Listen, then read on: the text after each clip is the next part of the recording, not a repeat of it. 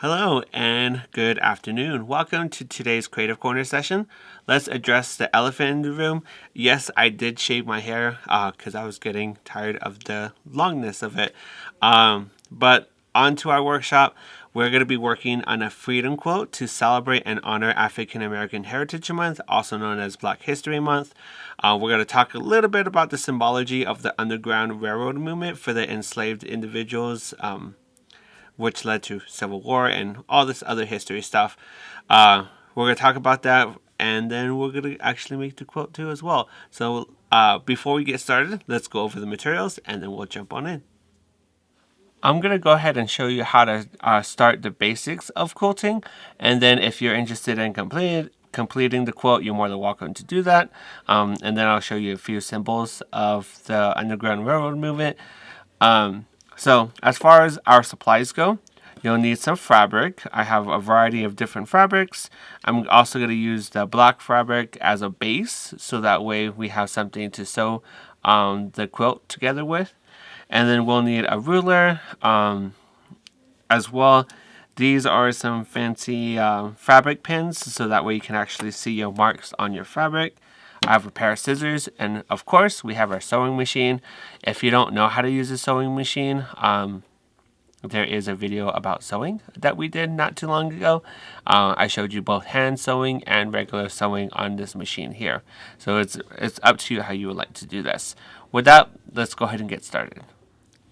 I did forget to get an iron, so if you prefer to iron out your fabrics in advance, you're more than welcome to do that. I'm just going to go ahead and dive into this. The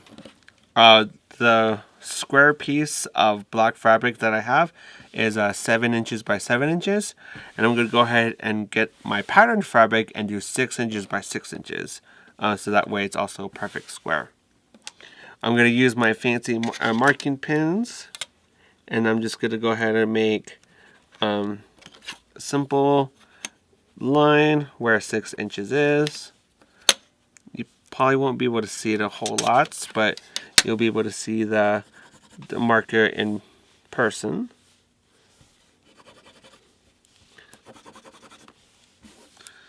And then once you have your first mark,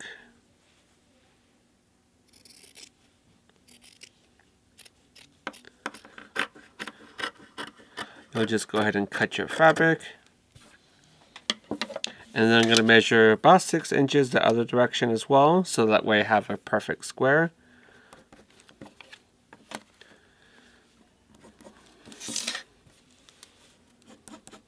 And like I said, I probably should have ironed this ahead of time, but I didn't.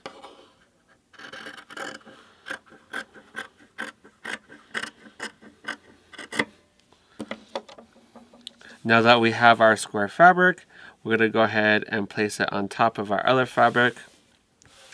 And then we're going to go ahead and design it.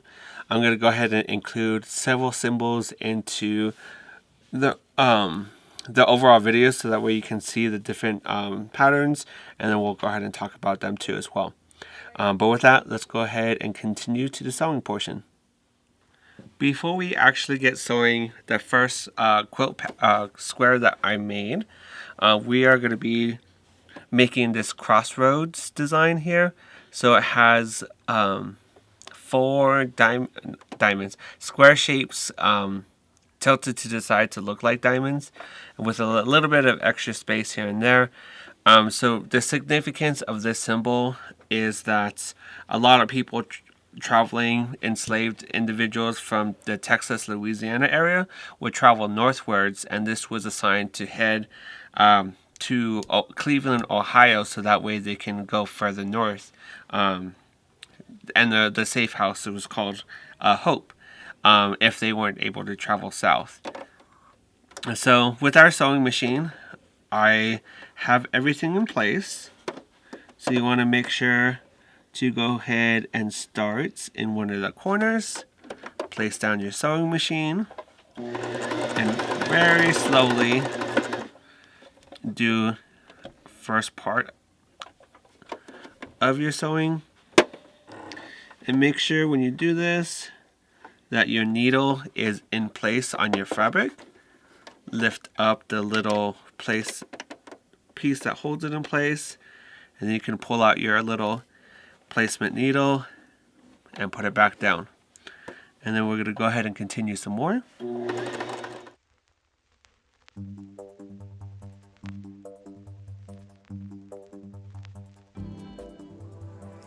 Gotta do this. This one's for food chip. Again, once you get kind of close to the edge, lift up your little plate, and then you can take out your placement needle. Placement needles are really helpful just to keep your fabric in place, so that way it doesn't slip, it doesn't shift, it keeps it nice and secure. Put down your plate.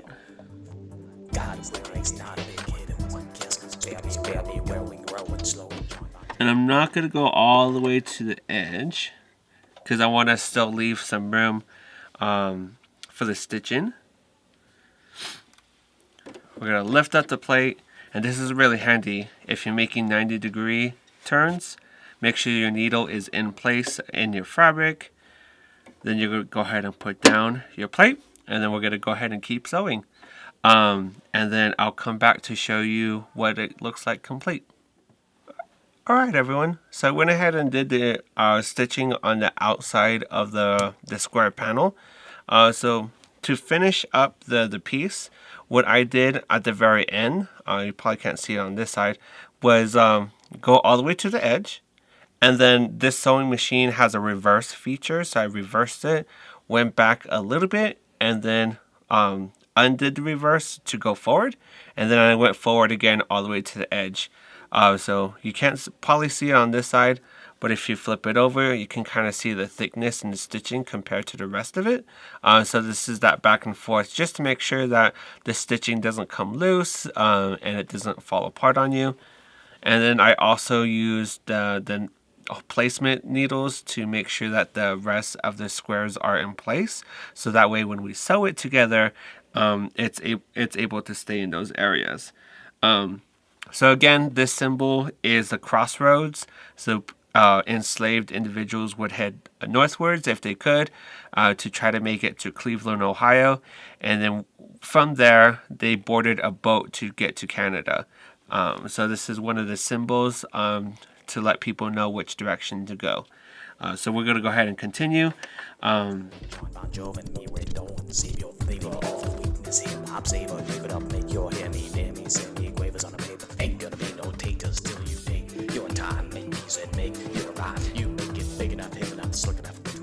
And if you have a sewing machine and you're barely learning how to use it, make sure you always remember to check the threading that's inside your machine.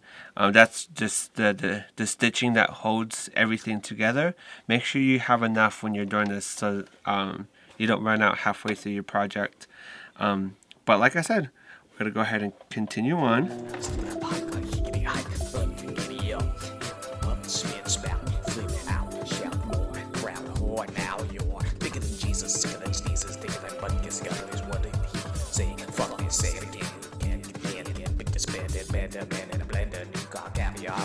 Upon the stars, and you stick your net out and you get out and you shake hands and you make friends and you take them to Snowflake Lake. For God's sake, you can't wait. You gotta go and do something. Everybody's jumping, the boat is bumping, the master's drunk, his breath is stinking, the boat is sinking. You're dancing to a little wish waterfall thinking.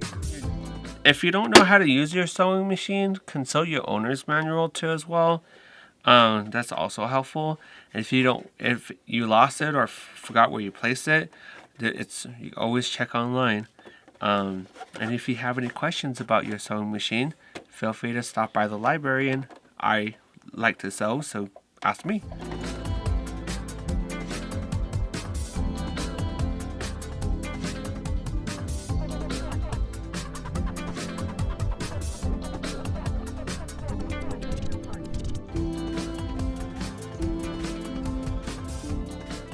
Lift up the plate, and you're going to pull out your fabric, and then you can get your scissors and cut it.